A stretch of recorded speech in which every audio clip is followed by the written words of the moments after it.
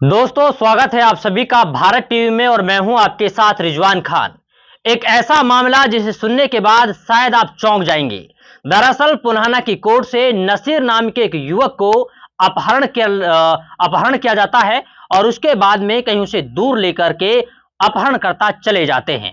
खैर, मामला क्या है उसे समझने के लिए बात करते हैं कि किस लिए नसीर का अपहरण होता है, कौन वो लोग हैं जिन लोगों ने अपहरण किया और कैसे उसका अपहरण किया जाता है। फिलहाल नसीर कहां है, किस हालत में है और उसके बारे में क्या कुछ जानकारी मिली है, वो जानने की कोशिश करते हैं। जी, क्या नाम है? मेरा नाम यूसुफ बिग होता है जी। अच्छा यूसुफ, ये बताए कि नसीर कहाँ का रहने वाला है और किन लोगों ने उसका अपहरण किया है, क्यों अपहरण किया है?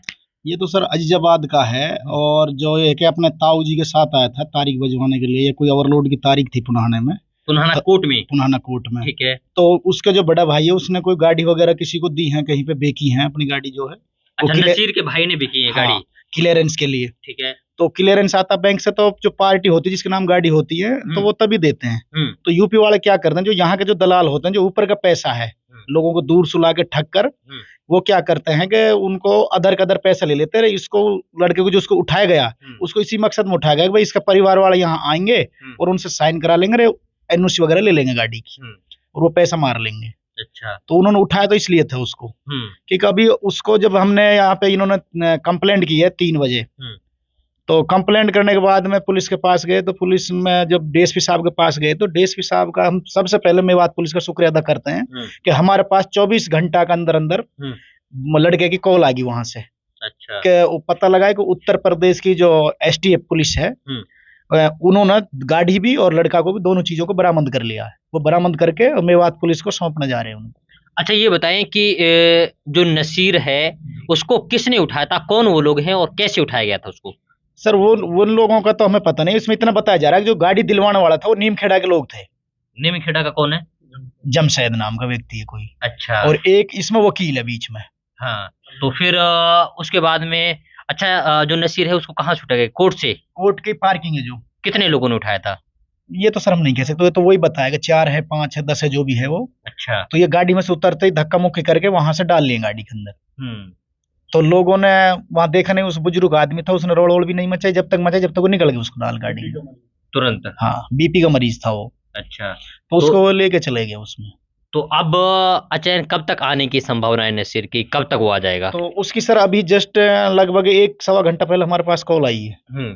जो उसका भाई उसके पास कॉल आई है, उसने बताया है। अच्छा, क्या बात हुई थी उनकी? तो वो बोले कि भाई मेरे को पुलिस वाले लेकर आ रहे हैं, गाड़ी भी ले आए और मुझे भी बरामद कर लिया उन्होंने, एसटीएफ ने। जब मेवात पुलिस के वहां मैसेज गया है और वहां पे मेवात पुलिस के साथ में जो ऑपरेशन हुआ उसमें हमको ले आए पुलिस। अच्छा। तो वो मेवात लेकर आ रहे हैं। तो अजय बताइए कि कौन सी गाड़ी है जिसको बरामद किया गया है नसीर के साथ में? वो कैंटर है और 2 कार हैं। 2 कार? एक कैंटर, 2 कार हैं, है ना? चलिए, अब आप लोग क्या चाहते हैं प्रशासन से? हम यही चाहते हैं कि मैं तो यही कहना चाहता हूँ, मेवात प्रशासन का शुक्रिया अदा करता हूँ। और इस तरीका से गरीब लोगों को न्याय मिलेगा तो प्रशासन पे और कानून पे लोगों का विश्वास भरोसा रहेगा। चलिए, ये हमारे साथ में यूसुफ हैं। आप अच्छा, आप क्या लगते हैं नसीर के? भाई। आप भाई लगते हैं। अच्छा, ये बताएं कि मतलब मामला क्या चल रहा था पहले से? मामला ये चल रहा था, मेरा भाई सुबिन था बड़ा, उन्होंने गाड़ी बेची थी उसके लिए। अच्छा, किसके लिए बेची थी, उसका नाम पता है कौन है? कबीर नाम था वो उसका, और लखनऊ का रहने वाला है वो। ठीक है। तो उनके लिए गाड़ी बेची थी उन्होंने, मतलब कि कुछ पेमेंट की थी, कुछ नहीं की थी। तो इनका क्या मामला है नीमखेड़ा का जो जमशेद है?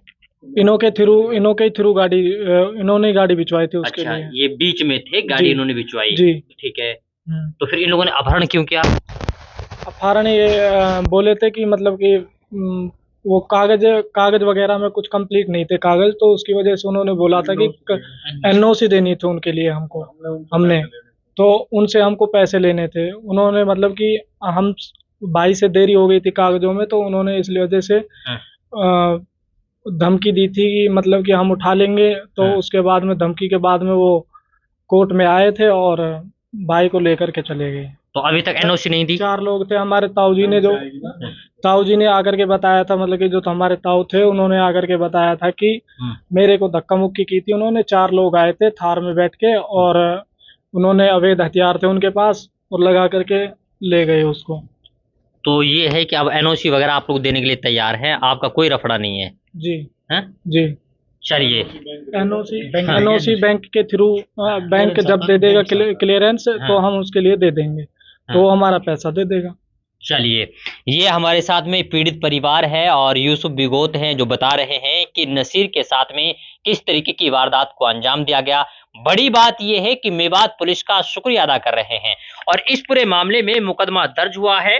मुकदमा 357 है जिसमें धारा लगाई गई है 365, 384, 506, 120 बी और आर्म्स एक्ट 25 की धारा इसमें लगाई गई है।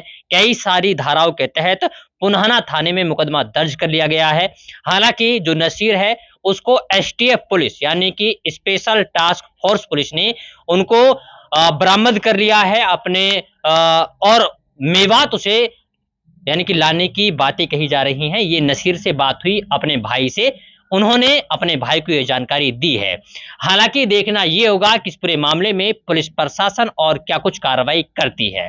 हालांकि अभी तक की जो खबर है, रिपोर्ट है, वो ये है कि नसीर का अपहरण कर लिया जाता है पुनाना की कोर्ट से और जैसे ही परिवार के लोगों को जानकारी मिलती है तो तुरंत प्रभाव से पुलिस प्रशासन का सहारा लेते हैं और पुनाना डीएसपी की सरपरस्ती में रहकर के इस पूरे मामले की कार्रवाई होती है और नसीर को एसटीएफ पुलिस उत्तर प्रदेश की बरामद कर लेती है।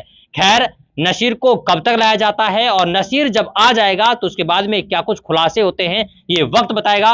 वक्त के लिए आपको थोड़ा इंतजार करना पड़ेगा, तब तक के लिए बने रहिए सिर्फ और सिर्फ भारत टीवी के साथ। साजिद हुसैन। तो साजिद जी क्या मामला था ये? मामला ये था जी, ये भाई है जी, इनका एक भाई आया था और एक ताऊजी आए थे इनके जी। उनका कोई डेट या कोर्ट में पेशी थी जी। उनका कोई लड़का था विदेश रह रहा, तो उसके एवज में वो आए थे कोर्ट में इन्फॉर्म करने जी। उसके बाद में कोई इनका किसी से कोई लेना देना था नहीं था, मैं इस चीज़ का कंफर्म नहीं है अभी पक्का। तो लड़के को वो ताऊ को धक्का मुक्की दे के और लड़के को उठा के लेके चले गए। किस टाइम की बात है, कब की बात है? समथिंग कितना, कल 9 बजे की बात। हाँ 9 बजे के समथिंग। कल 9 बजे की बात थी जी। उसके बाद आप कोई शिकायत दी पुलिस को? शिकायत एसपी साहब के पास गए थे वहाँ पे जी। 2 बजे के समथिंग है ना, 2 बजे के समथिंग बिजानिया सर कहीं इमरजेंसी जा रहे थे, तो जाते जाते उनको अपने आवेदन दिया था, उनको दरखास्त दिए थे।